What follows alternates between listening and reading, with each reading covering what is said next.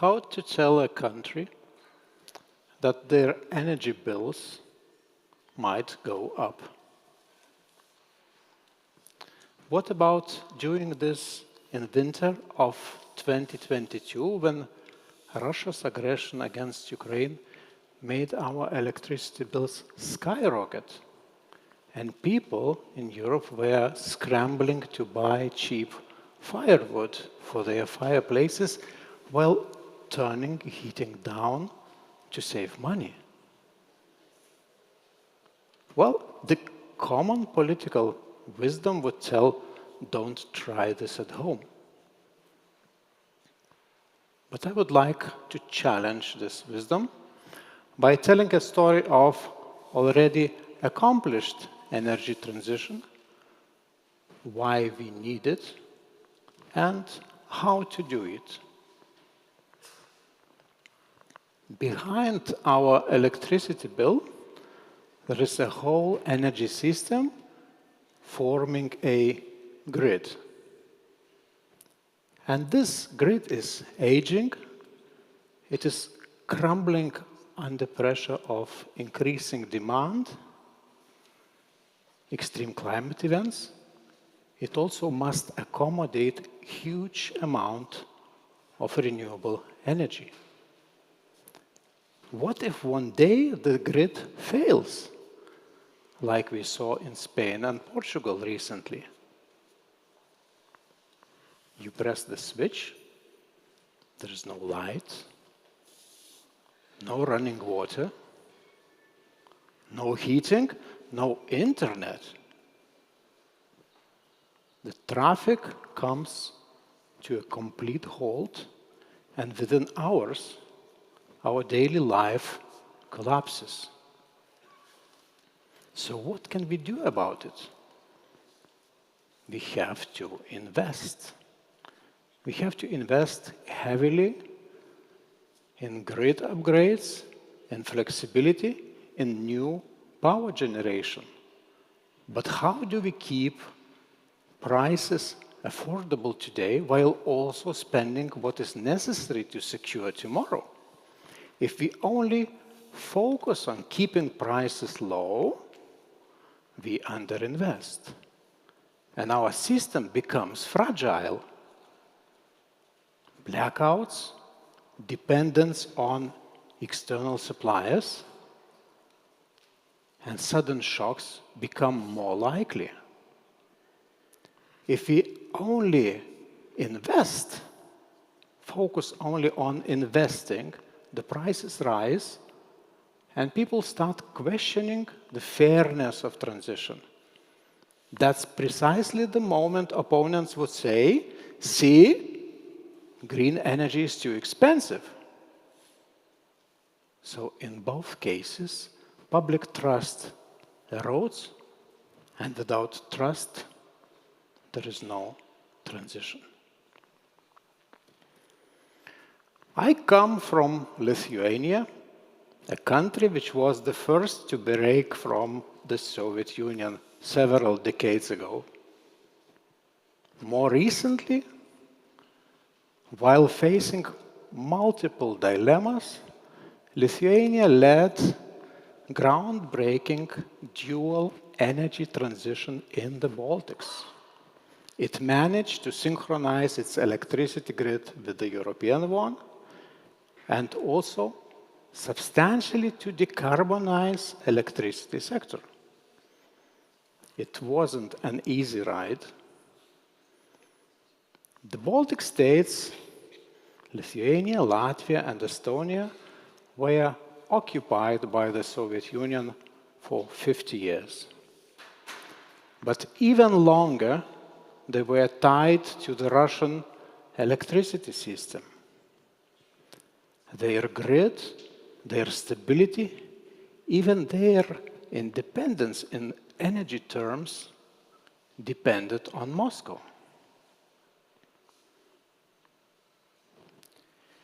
Lithuania has diversified its gas and oil supplies, building import terminals.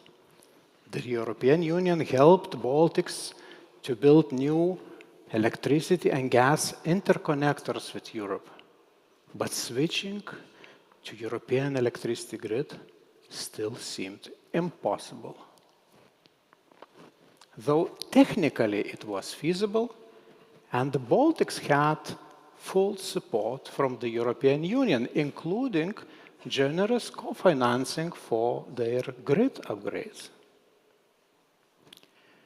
But political temptation to get cheap power made imports from Russia and Belarus increase.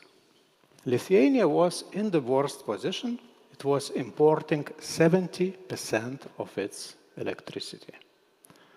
On top of that, Russia built a new nuclear power plant close to the Lithuanian border in Belarus with the single aim to destroy local production and to block synchronization of Baltic states. So it was obvious that without cutting imports and developing own domestic generation, Lithuania would never be able to stand on its own. And when, after months of regional negotiations, the regional solution to stop imports proved impossible, Lithuania decided to go at it alone. And on the day the Belarusian nuclear power plant became operational, Lithuania stopped imports by law. And that was the moment the balance tipped. And one of the fastest energy transitions in the world began. Within 4 years, Lithuania, followed by Estonia and Latvia, became one of the greenest electricity systems in Europe, culminating in the synchronization of our electricity grids in the beginning of this year. That was achieved within the budget and ahead of schedule. And once renewable energy replaced imports from Russia and Belarus, the bills began to shrink. So what enabled this success?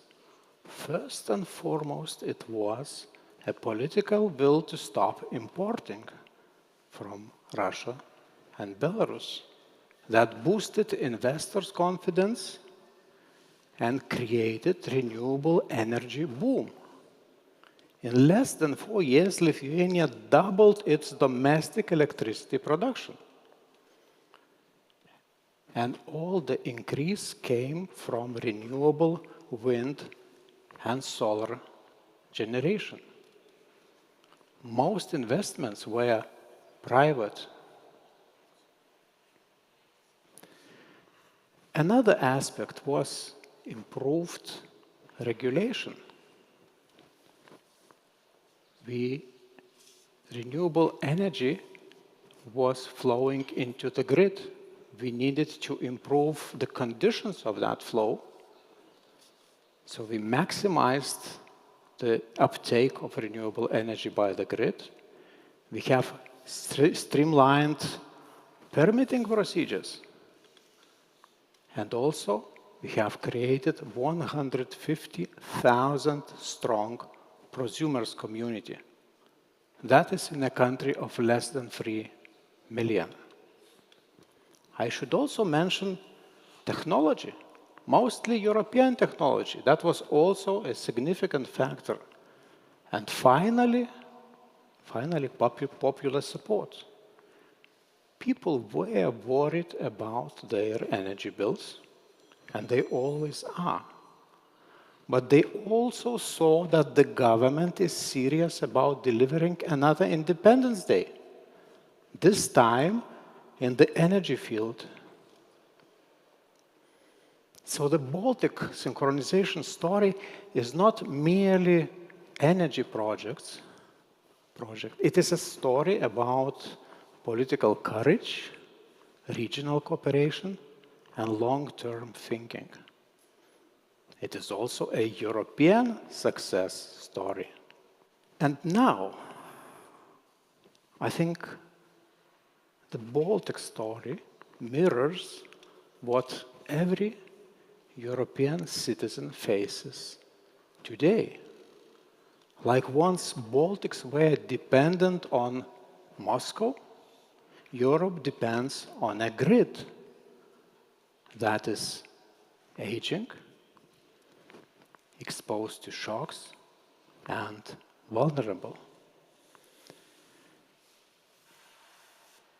We want cheap electricity, but we also need independence, resilience, and sustainability.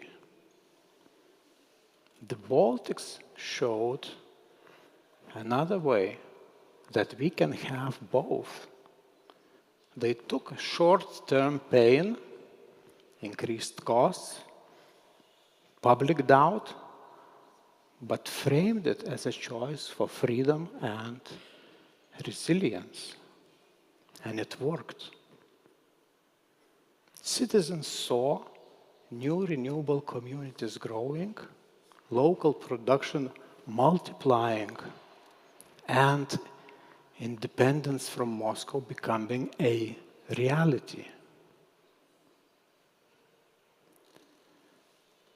So in this gloom and doom scenario, I believe that we, as Europeans, can transform our energy future.